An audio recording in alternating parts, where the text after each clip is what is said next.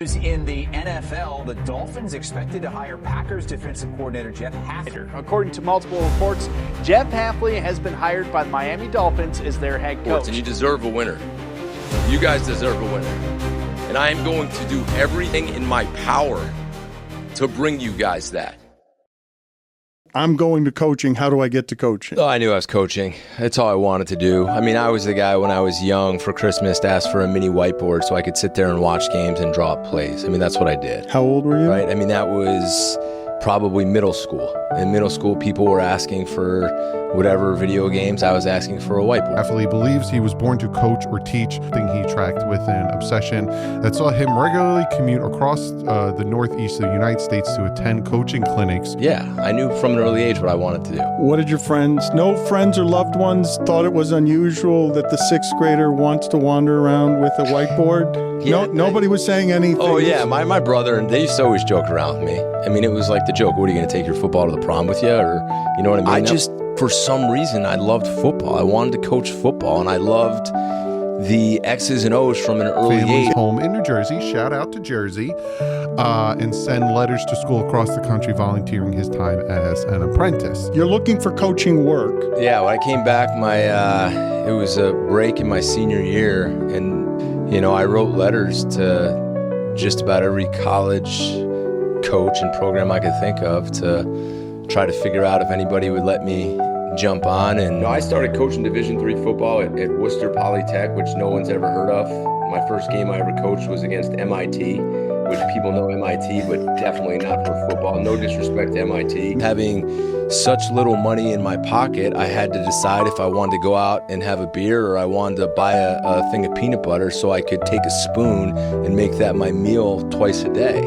I mean, but those are the things you look back on, and sleeping in odd places such as under my desk or finding a friend's couch to sleep on, and having to call home at times and ask for more money because I didn't have enough money in my account to pay for a toll on the way home. After that, I kind of climbed the ladder to Albany, and then I went to Pitt with Dave Wannstedt, and he changed my life.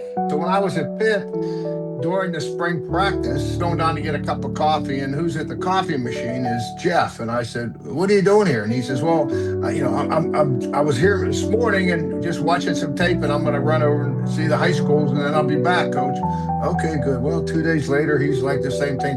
So it was crazy. And I said, "Well, hell, do you want a job?" And he says, "I'd love a job." I said, "You're hired."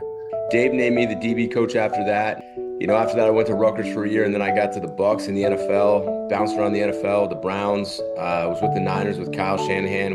And then I kind of took a leap of faith, went to call plays at Ohio State for a year with Ryan Day. You gotta go! Yeah. Purpose of the drill? Getting guys running to the ball, All right. getting the juice going. So when we turn around and we play real football, everybody should be flying around to the football. It's inexcusable if they're not. You gotta go! You gotta go, Cam! You gotta go! And then I got the head job at Boston College. We're going to compete in everything we do, guys, and I mean that. We're going to wake up and we're going to compete. We're going to go to school, we're going to compete. We're going to compete with ourselves, we're going to compete with each other. And when we finally get to put the ball down and play, whoever lines up against us, we're going to compete with them too. You know, I had some success there, I went to 3 bowl games, and, you know, I kind of took another leap of faith when Matt LaFleur called and said, "I need you to come, you know, be my defensive coordinator." And after a lot of thought, jumped back to the NFL. Well, I've always respected his football. I love his demeanor. I love his passion for football, his passion for people. I think he's an unbelievable communicator. He's got a great demeanor about him. He's well liked, but he's demanding at the same time. And I think that is when people can be demanding, but they still are well respected. And in his instance, I would say he's a well liked guy.